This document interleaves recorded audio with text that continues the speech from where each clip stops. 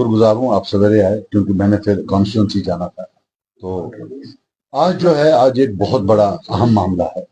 कल राज्यसभा का जो इलेक्शन था, आज पूरी दुनिया ने देखा कि डिबेट में कोई जीत सकता है, हार सकता है, उसमें कोई शक हो सकता है, लेकिन जो मैथमेटिकल है कि 2 और 2 4 होता है, इसका कोई चैलेंज नहीं। मैथमेटिकली कल प्रूव हो गया कि जो बीजेपी का और नेशनल कॉन्फ्रेंस का फिक्स मैच था राज्यसभा इलेक्शन में कि 3 हमें दे दो भाई, 1 आप ले लो, वो कल एक्सपोज होंगे। इसके 2 पहलू। पहला, वो की जो क्रॉस वोटिंग हुई उस पर मैं बाद में आता हूं, लेकिन पहले ये देखते हैं कि कल इलेक्शन कमीशन ने जब फाइनल रिपोर्ट दिया, कल जब इलेक्शन कमीशन ने फाइनल रिपोर्ट दिया तो उसमें जो है बताया गया कि 28.1 वोट्स चाहिए थे जीतने के लिए सीट नंबर 3। और जिनको बेसिक मैथमेटिक्स आता है, सबको पता है कि 29 वोट्स अगर आते तो कैंडिडेट नंबर 3 जो है वो जीत जाते।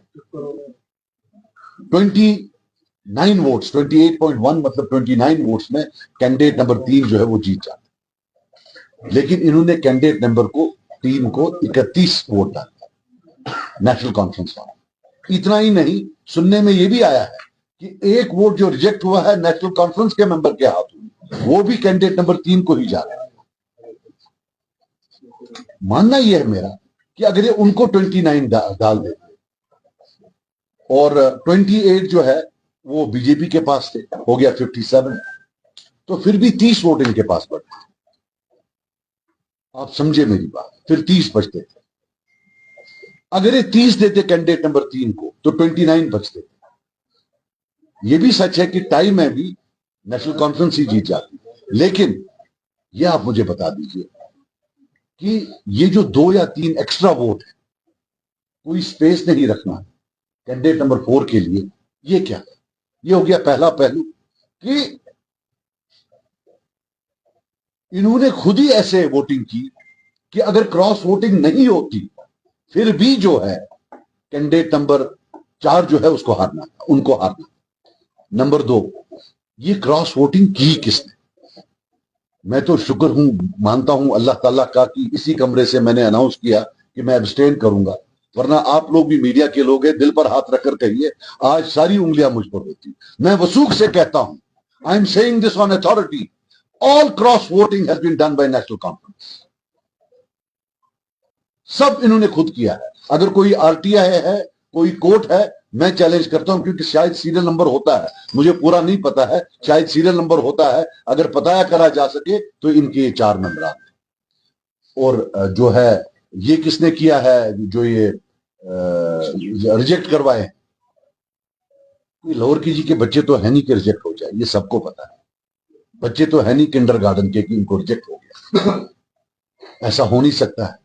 7 मेंबर अभी आपके जो हैं सीधे सीधे आपने गिफ्ट किए हुए हैं बीजेपी को।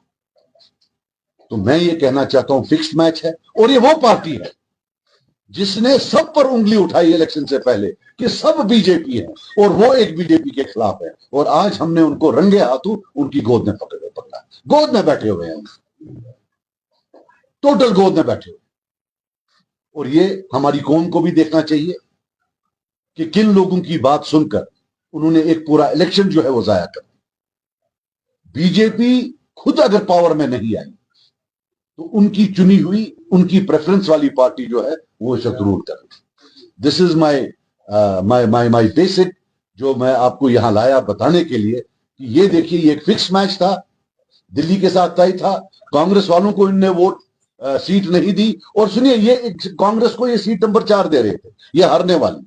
ये वो उमर अब्दुल्ला साहब हैं, कैसे बोल रहे थे, we have given them seat number 4, why they don't contest it, इसलिए ताकि आज उनको 22 वोट आते या 21 वोट। और हमने तब भी कन्वे किया था कि अगर कांग्रेस को वोट ये सीट देते हैं वो वोट करते, अगर सीट नंबर 3 देते। क्यों? एक नेशनल पार्टी थी, हमारा कांग्रेस से कोई लेना देना नहीं है, एक नेशनल पार्टी है। नेशनल पार्टी का जब वो नेशनल स्टेज पर बातें एडवोकेट करते हैं उसका मजा कुछ और होता है, रीजनल पार्टीज का मजा कुछ और होता है। और हमने देखा है जो नेशनल कॉन्फ्रेंस वाले पुराने राज्यसभा मेंबर गए हैं उनने भी कोई पहाड़ वहां से खोद के नहीं लाए। वो भी वो एंड पर वो छोटे मोटे अपने काम, जनाब जो है हमारा ये काम कर दो, हमारा वो काम कर दो। और एक बात लिख के रखना, ये जो 3 बंदे जाएंगे, इनका पहले दिन से होगा कि कौन सा मौका है इनको मोदी जी या होम मिनिस्टर साहब का जो है अकेले दीदार हो। और फिर वहां उनको बोलेंगे, याद रखना जनाब आप अपना काम करो,